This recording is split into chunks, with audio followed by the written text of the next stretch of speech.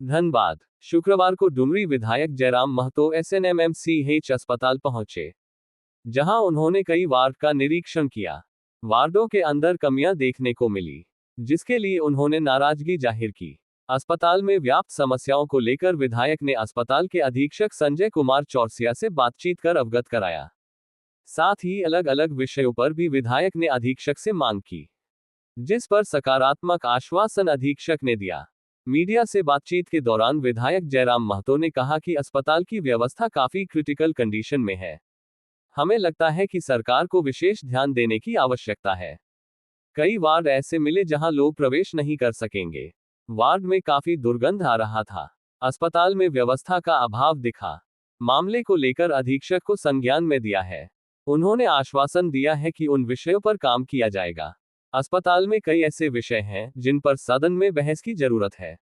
आगामी सदन की सत्र में सभी विषयों को रखा जाएगा। सुपर स्पेशलिस्ट अस्पताल शुरू कराने को लेकर अधीक्षक से चर्चा हुई है। आउटसोर्स पर काम करने वाली स्वास्थ्यकर्मी पिछले 15 सालों से अस्पताल में अपनी सेवा दे रहे हैं। उनकी नियमितीकरण को लेकर भी अधीक्षक से बातचीत की गई। ऐसे कर्मी अपने जीवन का एक अच्छा समय यहां गुजार देते हैं। उनके साथ किसी प्रकार का अन्याय ना हो, उन्हें नियमित करने की कार्रवाई की जाए। उन्होंने कहा कि कई सारी चीजें हैं जिन्हें अस्पताल में सुधार की जरूरत है।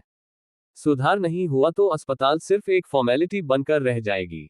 आज लोग निजी अस्पताल का रुख कर रहे हैं। घर, जमीन और संपत्ति बेचकर इलाज कराने के लिए बेबस है।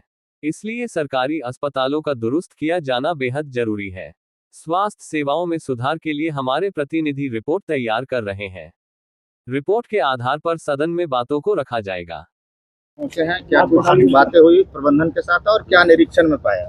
देखिए, काफ़ी क्रिटिकल कंडीशन में है और हमें तो लगता है कि सरकार को विशेष ध्यान देने की आवश्यकता है और इसके वर्कलोड को भी कम करने की आवश्यकता है।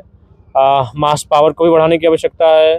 कई वार्ड ऐसे थे जहां हमें लगता है कि शायद आदमी प्रवेश ना करे, इतना दुर्गंध दे रहा है।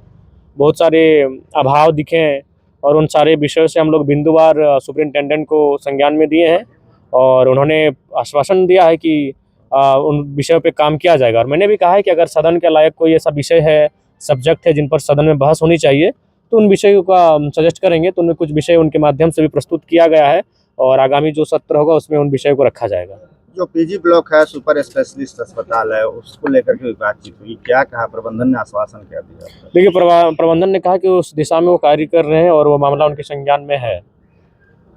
अच्छा, नियमितीकरण को लेकर करीब 15 जी, साल से जो 15 साल से 10 सालों से कार्य कर रहे हैं और कंपनी जो है वो कभी भी अचानक उन्हें बैठा देती है। इस प्रकार के इश्यूज आते हैं, तो मैंने उन पर भी बात किया है कि भाई जो अपना एक जीवन का अभिन्न समय, टाइम ऑफ पीरियड देते हैं, उनके साथ किसी प्रकार का अन्याय ना हो, उन्हें नियमित किया जाए, इस पर पहल हो। ये तो हो गई रूटीन की बात। देखा जाता है कि समय समय पर अस्पताल में लापरवाही का भी मामला सामने आता है। जी, बहुत सारे ऐसे चीज़ें हैं जो अस्पताल में सुधार करने की अत्यंत आवश्यक है और अगर उस दिशा पर सुधार नहीं करते तो फिर अस्पताल लोगों के लिए केवल एक फॉर्मेलिटी बन के रह जाएगी। और ऐसे भी देख रहे हैं आज के दौर में, जिस प्रकार से देख रहे हैं लोग जो निजी अस्पताल है उनकी ओर जा रहे हैं, अपना घर जमीन बेचकर, अपने संपत्ति बेचकर इलाज कराने के लिए जा रहे हैं। तो इसके लिए सरकारी अस्पतालों का दुरुस्त किया जाना बहुत आवश्यक है। सरकार से क्या मांग करेंगे और सदन में किस तरह से इस मामले को उठाएंगे? हाँ जी, इस विषय पे हम लोग अध्ययन कर रहे हैं। हम लोग अपने 2 प्रतिनिधि नियुक्त किए हैं और उनके माध्यम से हम लोग एक रिपोर्ट लाएंगे।